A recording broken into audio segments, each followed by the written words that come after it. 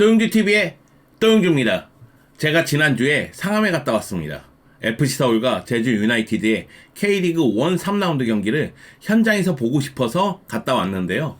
이 경기는 솔직히 기대감이 매우 컸어요.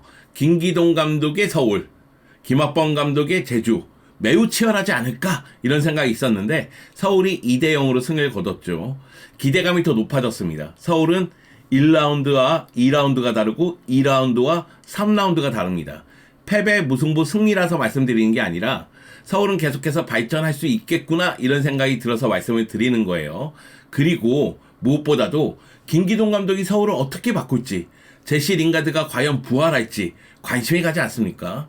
기대감이 크지 않습니까?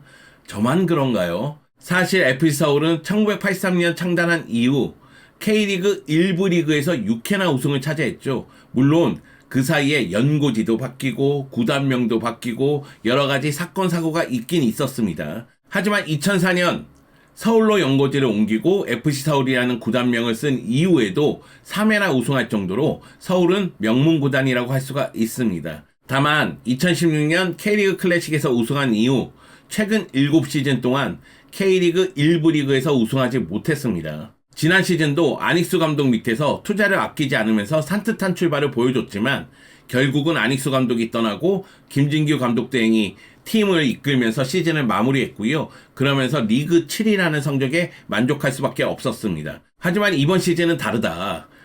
포항을 5년 동안 잘 이끈 김기동 감독이 왔고 그리고 제시 링가드를 비롯해서 스타 선수들이 질비하기 때문에 올 시즌은 힘을 발휘하지 않을까 이런 기대감이 생기는 겁니다. 그리고 제가 상암 가서 서울을 본 느낌, 흥행은 책임질 것 같다. 2라운드 인천전 5만 명 이상이 왔죠. 3라운드 제주전 3만 명 이상이 왔거든요. 성적만 따라준다면, 좋은 경기력만 보여준다면 흥행 가도를 계속 달리지 않을까 그런 생각이 듭니다. 자, 그러면 제가 본 서울의 느낌 여러분과 공유하겠습니다. 함께 가시죠. 렛츠고! 서울이 지난 7시즌 동안 부진했던 건 부인할 수 없는 사실입니다.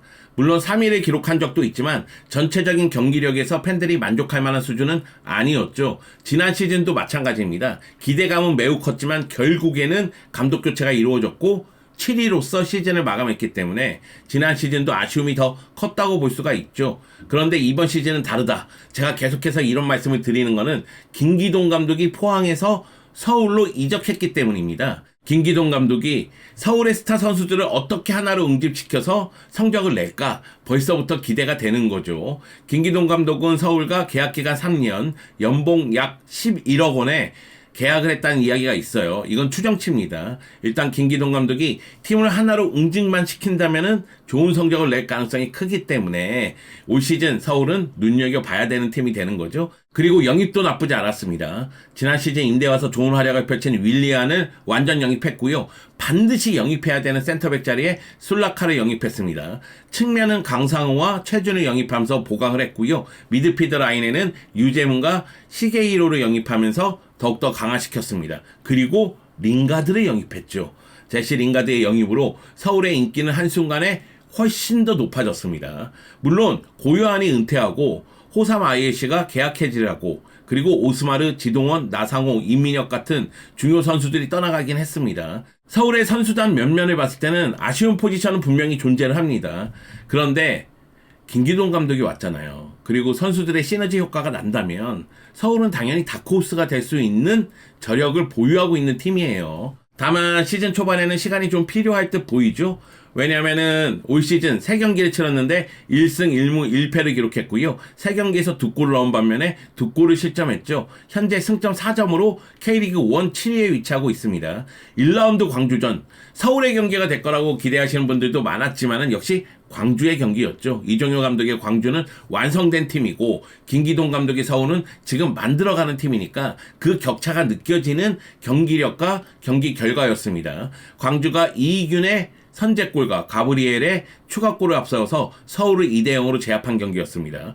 그리고 2라운드 서울과 인천 경기, 경인 더비 같은 경우에는 서울의 홈 경기니까 서울 팬들이 기대감이 매우 컸죠. 그렇기 때문에 5만 명 이상이 경기장을 찾아서 이 경기를 지켜봤는데요. 이 경기는 0대0으로 마무리가 됐습니다. 그리고 서울의 지난 경기, 제주전 이 경기에서 일류첸코가 PK로 19분에 선제골을 넣고 기성용이 흐르는 볼에 대해서 중거리 슈팅으로 23분 추가골을 넣으면서 결국 서울이 2대0으로 승리를 거뒀고요. 김기동 감독은 서울을 이끌고 첫 승을 거두게 된 겁니다. 그러면서 서울은 분위기 자체를 완전히 끌어올린 상태에서 A매치 휴식기에 들어가게 된 거죠. 기록을 봤을 때는 아쉬움이 좀 있어요. 지난 3경기 기록을 봤을 때 평균 점유율이 54.4%로 3위 기록이거든요. 그러니까 전체적으로 점유율은 높은 팀이에요. 그런데 효율성은 떨어진다는 게 기록에서 나오고 있습니다. 경기당 골이 0.7골, 경기당 슈팅이 6.3회, 경기당 태클이 7.3회이기 때문에 전체적으로 점유율은 높게 가져가지만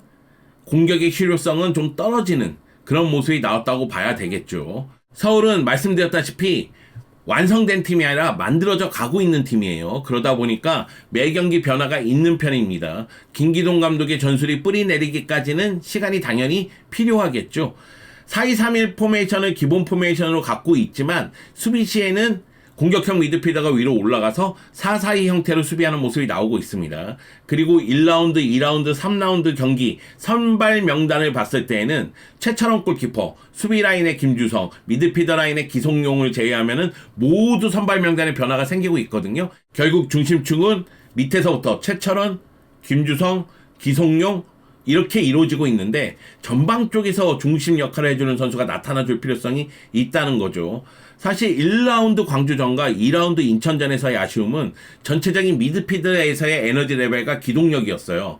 사실 김기동 감독의 전술이 힘을 발휘하기 위해서는 미드필드 라인에서의 기동력이 올라와줘야 됩니다. 그래야지만 기동 타격대 같은 모습이 나타나잖아요. 공격의 템포가 살아날 수 있다는 거죠. 그런데 1라운드, 2라운드 미드필더에서의 기동력이 떨어지는 문제, 이 문제 때문에 오히려 공격 쪽에서의 힘도 떨어진다는 느낌도 좀 들었었는데 3라운드 미드필더 라인에 류재문을 투입하면서 변화를 꾀했고 그러면서 전체적인 기동력이 올라온 모습을 보여줬습니다. 한승규, 류재문, 기성용이 굉장히 효과적으로 미드필드 운영을 하면서 전체적으로 주도권을 잡아나가는 모습이 제주전에서 나왔죠. 특히 기성용 같은 경우에는 김주성, 술라카가 측면으로 빠졌을 때 오른쪽 측면으로 내려오면서 3백 형태로 공격을 전개하는 모습이 있었고 1차 패스를 기성용이 책임지면서 공격 전개가 더욱더 원활하게 돌아가는 모습이 있었습니다. 전반전 10분인가요? 15분인가요? 프리킥 상황에서 김기동 감독이 김주성 선수를 불러서 이야기를 굉장히 많이 하더라고요. 그러니까 김주성 선수가 그 얘기 듣고 위치로 들어가면서 술라카랑 이야기를 막 나눕니다. 그리고 기성용을 불러요. 그 기성용하고 얘기하더니만 기성용이 공격 전개할 때 3팩 형태로 밑으로 내려오는 상황이 되는 거죠. 이것이 가능한 거는 한승규하고 류재문이 미드필드에서 많이 뛰면서 그만큼 압박을 잘해줬기 때문입니다.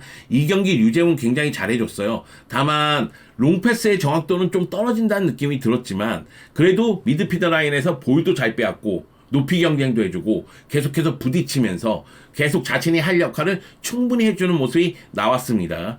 수비 라인에서도 김주성 파트너 문제가 있거든요. 권한규하고 술라카가 지금 기용이 되고 있는데 이 경기에서 술라카 나쁘지 않았습니다. 그렇기 때문에 김주성과 술라카가 중앙 수비를 책임지는 경우가 좀 더 많을 것 같고요. 그리고 1라운드와 2라운드에서는 박동진을 라이트백으로 활용했었는데 3라운드에서 최준을 라이트백으로 기용했거든요.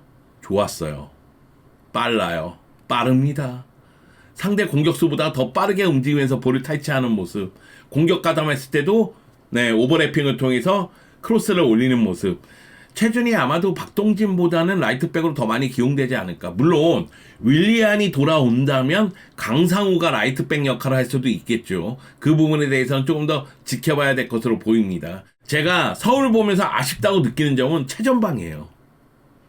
그러니까 김신진이 나올 때도 그렇고 일류첸코가 나올 때도 마찬가지입니다. 사실 1라운드 김신진의 활약은 너무나 미비했어요. 그러니까 전술적으로 어떤 움직임을 가져가려는 거지? 이런 의문이 들 정도의 움직임이었고 2라운드, 3라운드 일류첸코의 움직임은 볼이 간수가 안 돼. 일단 일류첸코가 볼을 잡고 다른 공격수들이 올라올 수 있는 시간을 벌어줘야 되는데 그게 잘 안 돼요. 그리고 측면으로 보여주고 들어갔을 때 문전에서의 결정력이 뛰어난 모습도 아니고요. 물론 제주전에서 일류첸코는 골을 넣었습니다. 근데 PK 골이었거든요. 그런 측면에서 봤을 때 좀 아쉬움이 있었다는 거죠. 일류첸코가 살아나야 됩니다. 일류첸코가 최전방에서 골을 넣어야지만 서울은 원하는 결과를 더 자주 가져갈 수가 있어요. 솔직히 과거 포항에서 뛰었던 선수들 있잖아요. 일류첸코, 팔로세비치, 임상혁, 강상우, 권한규 이런 선수들만 제 역할을 해줘도 서울의 경기력은 쭉 올라갈 수가 있습니다. 다만 지금 언급한 선수들 중에 일부는 정상 컨디션이 아니니까요. 이 선수들이 컨디션이 올라온다면은 경기력은 더욱더 올라가겠죠. 그 가운데 김기동 감독은 조직력과 패턴 플레이를 통해서 전체적으로 팀을 다듬을 필요성이 있습니다. 그러면 우리가 기대하는 서울의 모습이 나오지 않을까 생각을 합니다. 제주전 요 얘기는 좀 해야 되겠어요. 기성용.